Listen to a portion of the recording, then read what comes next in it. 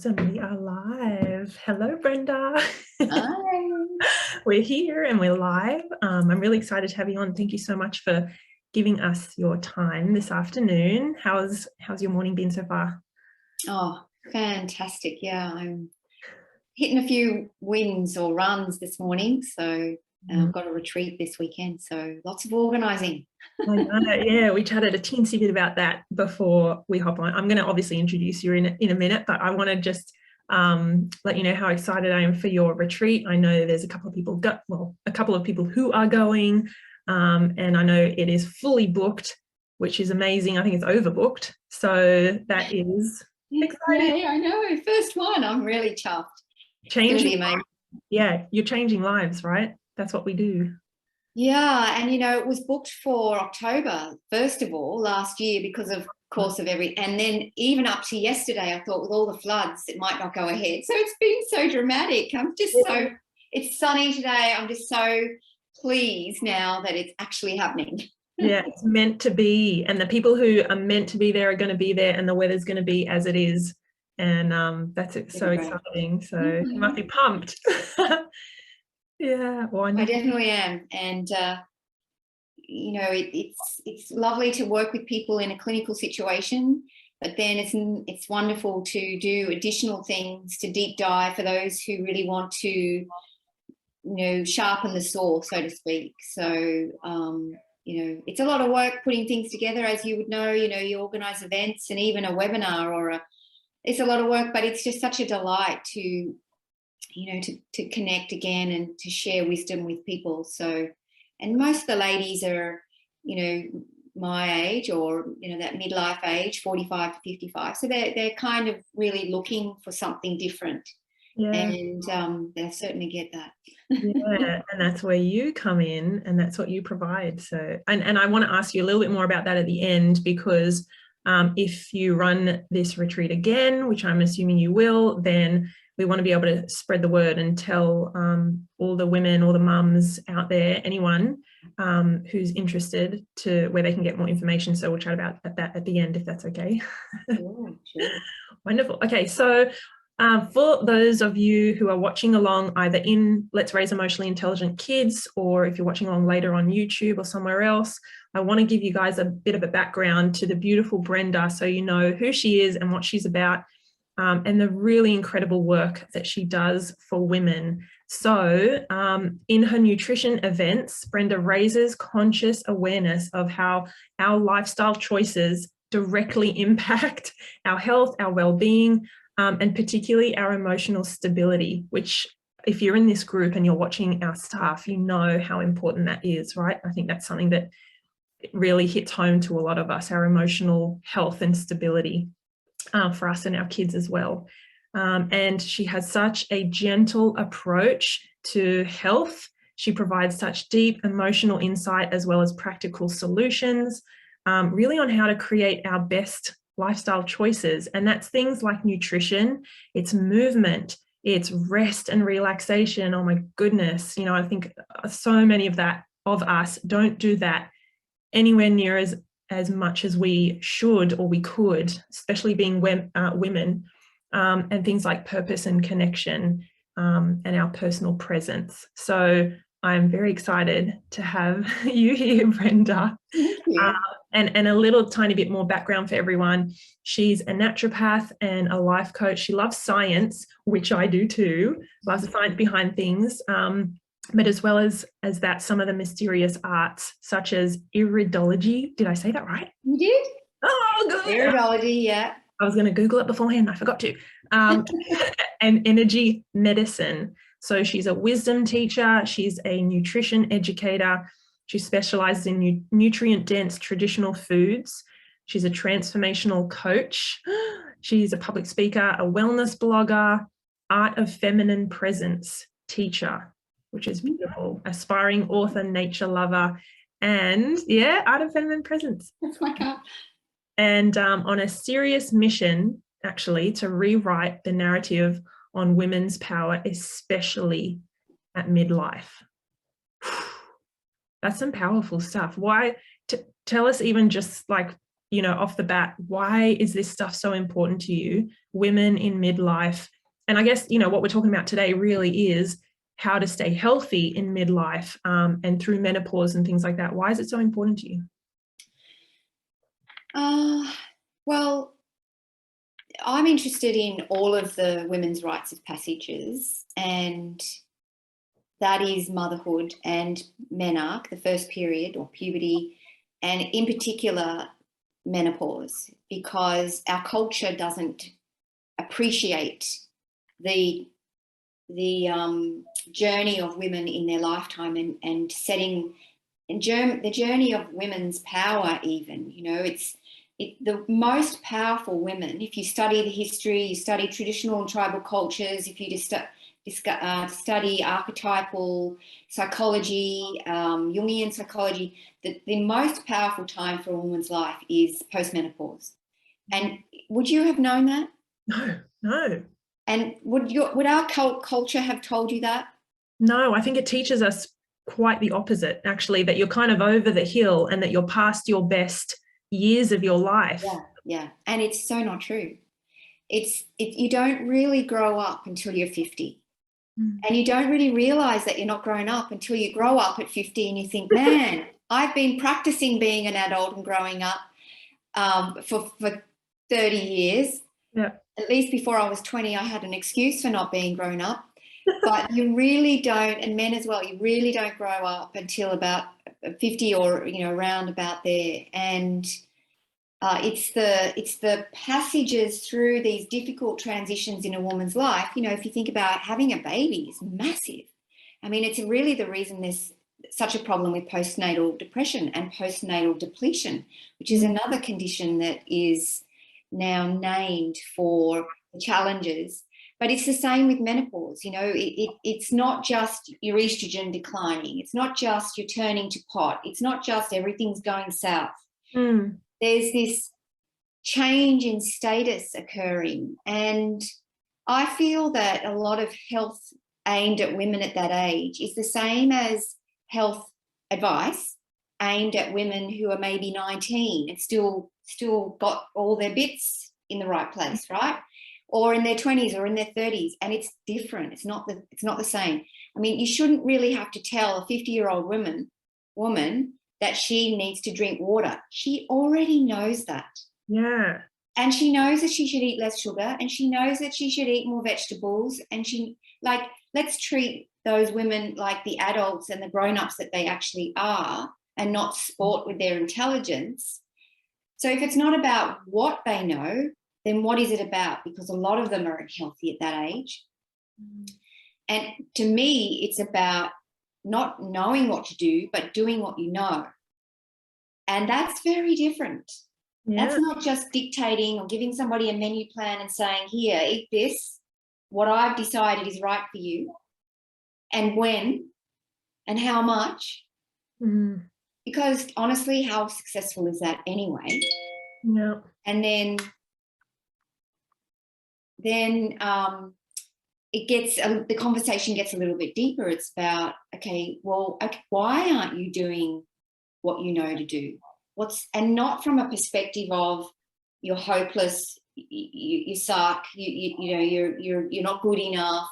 All these things that we blame ourselves for. It's like, I can't stick to a diet. I can't avoid the sugar cravings. I really need that drink. I can't stop. I haven't got time for exercise. I'm looking after parents. I'm looking after teens. I'm looking after my boss. I'm looking after, that's the thing for the sandwich age, that sandwich age where they're looking after kids. They're looking after the older generation. They really don't have time. No. So those are valid excuses, but there's no excuse for not, well, let me say, that sounds a bit judgy. I don't mean it like that. I mean, you can't not put yourself first forever. So it almost shifts from what are you eating and are you being healthy to are you putting yourself first? Like that stuff is so much deeper, right? And like we touched on before, the emotions and the emotional stability and the things really under the surface, that stuff excites me and makes me go, why do I do the things I do? Or why don't I do the things I know I should do? Do you know what I mean? And they're really great conversations to have. So, you know, and they, you know, if I ask somebody, you know, let's just an example off the top of my head, eating breakfast. So lots of people don't eat a very good breakfast. I had a client yesterday. She wasn't menopausal. She was in her 30s. I do see people other than menopausal women, but she has a full-time job and 2 kids, and she just eats what is left over from the kids. And I think that's a habit that we get into, and we tell ourselves that that's okay. Yep. And then when it's okay in our head, then that becomes okay. And then we train everyone around us to think that that's just what mum does. And so by the time you get to 40 and you're exhausted and depleted and you're, you know, malnourished, or you've put weight on and it's not healthy weight, some of those habits are hard to undo. And then when you hit menopause, sort of late 40s, early 50s, where your period ends, you can't eat the same amount and stay the same weight. To stay the same weight after menopause, you have to eat less than what you're eating. Right. Just to stay the same. So your reason for eating, you know, many of us eat from the mind, right? We eat because it's 1 o'clock and it's lunchtime, or because it's just the habit, or because it's in the cupboard, or because we're bored, or whatever. But one of the reasons that we overeat is because we're not connected to our own inner wisdom. And I do a lot of work with women with that, because that is one of the surest ways to elevate self-esteem, self-worth, body image, confidence, and to manage weight long-term. Oh, wow. So do you think those are some of those things you just listed off, reasons why women come to you seeking for help or support, because of some of those issues that are coming up for them? You know, well, things. I don't think they know it at the time. Don't think they go, oh, I'll go and see Brenda because my self-esteem is low. They go because they have hot flushes, or unexplained weight gain, or they can't sleep, or, you know, the gazillion other menopause or just lifestyle symptoms that we experience on an everyday basis. Fatigue is probably one of the biggest ones. Sleeplessness, gut issues. So that people recognize a symptom as a message that something's not right. It's like, you know, what, I've had this problem. I don't know. I think people have a sense that they need to focus on their health. And health is a process. It's not a destination. It never ends. You have to keep focusing on, you have to keep putting your attention on it. And it's, let's face it, it's boring. You know, it's the same stuff every day forever. So the more you can get it into a routine and a healthy routine, so that you don't have to think too much about it. Yeah. And then just maintain that, the better you are. I don't know if I actually answered my own question there, or if I went off on a tangent, but I have another question coming up, so go for it. So is some of these things, well, obviously the knowledge and the wisdom, I think you mentioned that inner wisdom, right? That inner wisdom you have, is that something that you wish, did you not have that when you were in your 30s or early 40s or 20s and 30s?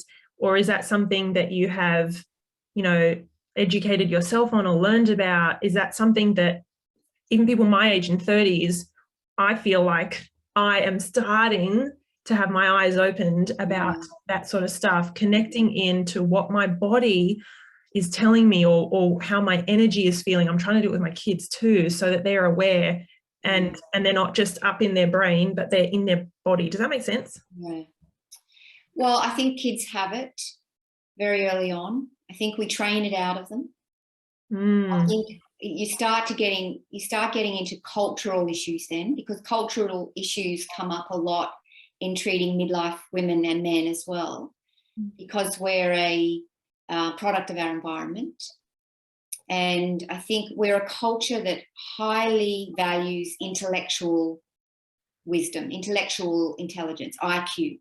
If you think about who are the most successful, prestigious, well-paid, the ones we idolize, they're usually highly educated, lots of money. Successful in business, and they're often men. They're often men, right? And so we live in a culture that values intelligence above the neck, right? And so we all want to be successful, unconsciously or consciously. And so by the time you're a teen, you're already indoctrinated with that cultural value of IQ. And so we don't even realize that in the process of that, we've moved away from EQ and SQ. SQ is spiritual intelligence. And PQ this is all the Stephen Covey stuff. The PQ is physical intelligence, which is the capacity to take really great care of your body.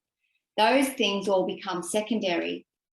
And so you can survive even through your 20s and 30s without taking much care of yourself. You might have the odd thing, but it's somewhere it catches up with you, and somewhere it makes you miserable. And then you start to go, what's missing? Yeah, it's not sustainable, right? Not sustainable. Plus it makes you feel empty. And it's not emotionally fulfilling. You know, it's like, yes, you can have the best job at the company or have 5 degrees, but you can still be miserable. And so we start to come back to emotional intelligence and spiritual intelligence, and those things that really start to help us reignite that self-care, that self-valuing, the self-esteem, and the ability to speak up, the ability to have boundaries, the ability to say, you know, and because one of the things that happens once estrogen withdraws from the body is you're not as compliant, you're not as accommodating. That's estrogen driven, because it's survival of the species. The mother is programmed to want to look after everyone else first, right? Well, that tide goes out at about 50. Oh, that explains a lot. It does. And then you're thinking, instead of thinking, yes, honey, I'll get your shoes, cars, food, dinner, whether it's the kids or the husband, it goes to, get it yourself. Why do I have to do everything around here? You know, all that kind of stuff. I know that happens younger than 50, but it certainly hits then. And it's biological. You're not meant to be taking care of everyone all the time forever. You know, that's the liberation and the freedom that it opens up post-menopause. And you can start to focus on yourself and your creative interests and your leadership and your charities and your education and your trip to India for your own spiritual awakening. And, you know, that's why menopause and post-menopause can be exciting. Wow. I love how you said liberation and freedom. That is so the opposite, I think, of what we're conditioned to perceive that midlife point as, right? Like I said before, it's kind of, well, you know, you're not as employable, or you're over the hill, and just awful things that, you know, how many years ago, before the industrial age and all the, you know, the jobs and things that we have, like, I think we've really kind of lost our way with how we see women and the journeys. Do you know what I mean?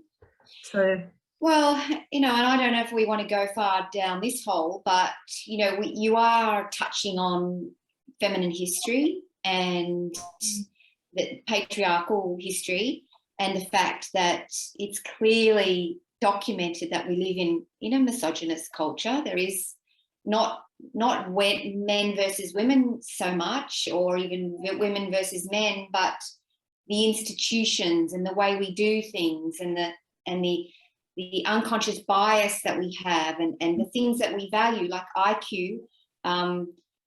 You know, it serves that construct. And, you know, that's a very deep conversation, and I don't really go there with my clients, but I do talk to them about being empowered as a woman, and really that starts to question some of the assumptions that we have about what's okay or appropriate, especially for the older woman, because you do in culture become more invisible. People, I mean, that can be a good thing, by the way. It's like you're no longer seeking the male gaze anymore. That's quite liberating. Don't, much as you'd like a wolf whistle, it just doesn't happen anymore. And you kind of get, oh yeah, well, that's okay. Now I can move on and focus on something else. But it's a very difficult time for women. The suicide rates are very high for women 45 to 55. And a lot of women end up homeless because of the divorce rate. So it's not to mention the fact that we end up doing plastic surgery because we're not comfortable with aging. We have, we're drugged up, we're, medicated with estrogen, which we know is problem for, cancer risk and so on. So it can be a really messy time of reevaluation and discomfort and just reckoning. It's a time of reckoning of your life. So yeah, it's very stressful. It's very stressful. If people are, sorry to cut you off, if people are watching, if women are watching along now thinking, oh my God, that's me, I'm in that space, what do you say, what would you say to them? What's that? We touched on it a little bit before, the freedom, the liberation, connecting back to yourself, what matters to you and putting yourself first. In your experience with your clients, what does that, I don't want to say the end of the journey because it's a continuous, it's a path, but what in your view is that kind of Shangri-La? Like, where do you want women to be? What do you want them to be feeling, and what place do you kind of take them to? Does that make sense? Like through your work, art of feminine presence and all the energy work and things like that, and nutrition. That's a hairy question, sorry. Yeah, well, mainly it's empowered. And, what does that mean? Yes. Because I have a wellbeing focus, so I use the body as the barometer. And so even though we're working on hot flushes and, for some women, they have their hot flushes. In working with me, their hot flushes have disappeared just by drinking water. And they weren't drinking water because they weren't prioritizing it, or because the body uses water and fluids to regulate its temperature. So if you're dehydrated, then and you'll get too hot because the body's struggling to regulate. So I'm looking at it all that from my detective brain, but it's not just, okay, you've got hot flushes, what can we give you? It's then you've got hot flushes, you're not drinking enough water, let's get working on the water. But then you've got hot flushes, you're not drinking water because, and go a little bit deeper. And that might be, I'm working too much because of this, and this reason. And when you start to address those things, underneath that will often be misery and emotional pain and resentment towards maybe their husband or to their circumstances in life. And so, it's just start working on that a little bit. And so to me, success is, helping women to find success is rediscovering joy, self-expression, the ability, dye your hair purple, wear the wrong colors, be a hippie or whatever, giving ourselves permission to be that. Oh, yes. I love that word, giving ourselves permission. And then the success really is doing your life so that it works. Like that simple. Yeah. So doing what works and not doing what doesn't work. And your health is an expression of that. So when you're doing that, your health will be, your energy will be great, your skin will be great, you'll just feel alive. And so for me, it's the underlying personal growth work, but it's the health that is the guiding. You can't, I think you need both, don't you? Right? You can't do the, okay, we'll tick off, are you eating the meal plan that I've had and the water and those things without, like you said, the stuff that's driving it underneath. You know, the same stuff as I talk about with parents. I could give you a list of strategies of things to say and not say to your kids, but if you don't have that underlying, that foundational, that the lens that you need to have, or the, you know what I mean, that kind of foundation, then you're not going to follow through with the other stuff on the surface, because you've got too much other bigger, deeper stuff that you need to sort of address at the root. I don't know if that makes sense. So and it sounds difficult, but it's actually not that difficult. You know, it's just like, it's that, you know, that analogy of the compass lines, or the boat going this way at whatever degrees, and then you just make a little shift, a 1 degree shift, and you end up in a very different place. So it sounds complicated and intensive, but it's not. There's some fundamentals to it that really, you know, fracture your mind, and you realize, oh my God, I've been thinking this way because the culture thinks this way, and I don't need to think this way. I'm going to think differently, and it can really, you know, change people's worlds. And you know, nutrition is probably a really good example, because I think by the time like me, for example, I started dieting when I was a teenager, following stuff in the Dolly magazine, because that was pretty much all there was at the time. Yeah. And I was, you know, it's like, oh, well, I wanted to look like that girl. She's got a nice bikini body. I'll follow that 3-day no calorie plan, you know, and then that's a mindset. The dieting mindset is, you learn that from being on a diet. You learn good and bad, right and wrong, black and white thinking. You learn, and a lot of we need to unlearn a lot of that. So by the time people are in their 20s, 30s, 40s, they're not eating from here. They're eating from here. And if you're eating from here, you're very vulnerable to marketing messages and the latest fad. And most of that is absolute crap. You know, should you eat red meat or not, Stephanie? Yes. I'm asking you. I was going to say yes. I think, is it like 2 or 3 times a week, they say? Yeah, well, you know, who knows? I mean, it might be different for you than it is for me. If you're low on iron, then or maybe in that depleted place, it's a very different diet to summer. You know, summer is about salads, and winter is about root vegetables. And, you know, should you eat fat or not eat fat? Especially at menopause, you have to eat quite a lot of fat, but not any fat, the right kind of fat. And so you need a little bit of education, and you need a lot of that inner wisdom, you know, the presence to connect to, what does my body want, not what does my mind want, because your mind usually wants what a 5-year-old wants, which is ice cream and chocolate. That's okay occasionally, but if we let a 5-year-old run our lives, and many of us do, you know, we're not going to be very. I'm watching Gilmore Girls on TV at the moment. Oh yes. And those two eat so badly. Donuts for breakfast, Pop-Tarts, things out of the freezer that are just chucked in the oven and heated up. Oh yeah. You can't do that. You just cannot. No. Certainly not, and look like they do, of course. Yeah, no. Oh my gosh, it's hilarious. The nutrition is a big thing.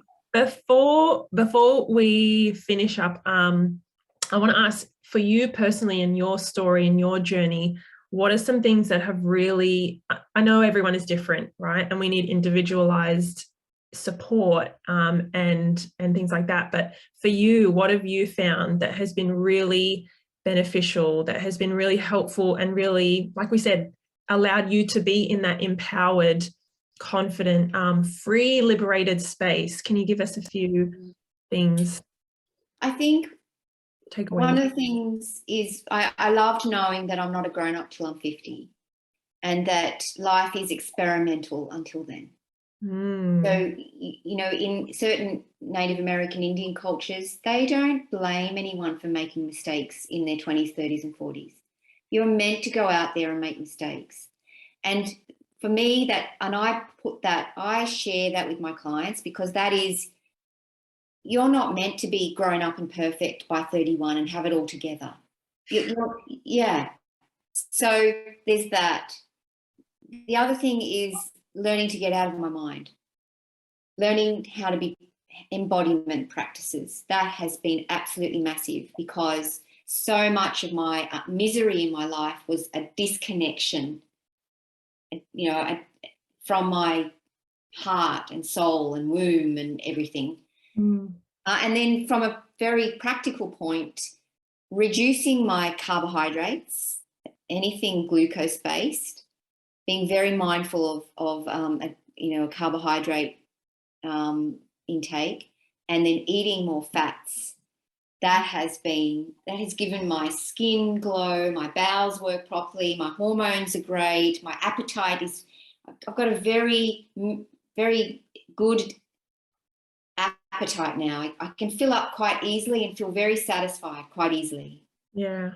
Wow. So, you know, they're not, it's not rocket science, but it does take, I would say, you know, that you need the knowledge, and you need to be guided, you know, a coach or a mentor, someone like you who knows this stuff. You've done the learning, the qualifications, the reading of the books, and all the latest, the science that we talked about.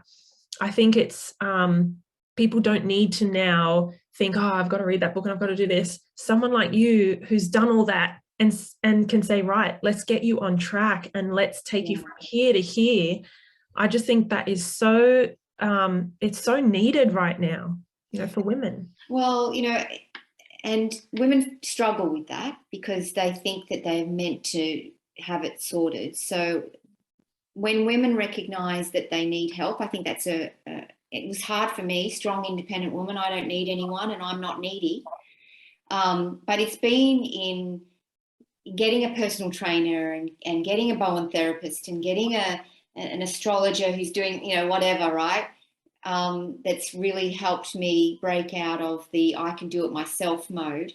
Yeah. And when the women, I recognise that and recognise that it's not about what they know, it's doing what they know, then they're ready to see somebody like me. And I love working with those women. I love it. They're ready. They're ready. Sink in, yeah. Yeah. And then we kind of have this partnership of, you know, I'll do a little bit, you do a little bit, I'll, you know, like, and yeah, it's really empowering. It's really amazing. Yeah, I can imagine it's just that being in sync with another person and seeing them fly. Yeah, it's really nice. Yeah. So I know you have, as you said, your retreat is coming up this weekend, but tell us a bit about that, or whatever other offers and services and programs you have coming up, so that if people do want to reach out to you, or they're in that place where we spoke about, you know, they're not enjoying being them, they're stressed or they're overweight or they're not eating right, or they don't have that connection and they feel busy and doing things for everyone else. I want to really encourage the women who are watching along now, live or later, to get in touch with you and learn about what kind of help you can offer them. Well, probably the best thing is my complimentary 30-minute synergy discovery session. And because I've got quite a lot of things for various budgets, and where, you know, it's a little bit different to a 30-year-old to a 50-year-old. And even though I specialise in that midlife starts at 35 anyway, but, you know, I specialise around that 50-year-old woman. Some of those women bring me their daughters, or there's fertility or, you know, conception clients. So there's the whole spectrum. So with that free consultation, and I'll post the link for that in the chat, that is a great place for us to meet and connect, and, you know, for me to find out exactly what's going on and to suggest a course of action that matches where the person's at, their budget and that kind of thing. So I'll post a link that takes you to a few things, and I've got some freebies, but there's a, book a 30-minute session with me. And I love doing that. I just love connecting. And I'm not one of those naturopaths / coaches who has, dozens and dozens and dozens of clients. I work with a small amount of women and men personally, very, very individualized, get results based, and then I kick them out of the nest and, and grab some new ones. I'm not really interested in 40 clients a week or anything like that. I can't do it. Yeah. So it's very, very effective, great medicine. Earth medicine, women's medicine, kitchen medicine, garden medicine. I love it. Oh, thank you. Yeah, as Brenda said, we will both go in now on the Facebook feed, but also later this will go up on YouTube, and we'll put your information in the description below, so you guys will be able to get in touch with her. Thank you so much, Brenda. That was enlightening and eye-opening. I just love the work you do, and sooner or later I'll be knocking on your door, I know. Well, I hope you don't wait till menopause, but I love the work that you're doing too. I love the emotional intelligence perspective. I think I have that too, and it really is what the world needs. So good on you, and good on the listeners and the watchers. Thanks for being you guys. Yeah, thank you so much. All right, everyone, have a great rest of your day, and we'll see you next week. Bye. Bye.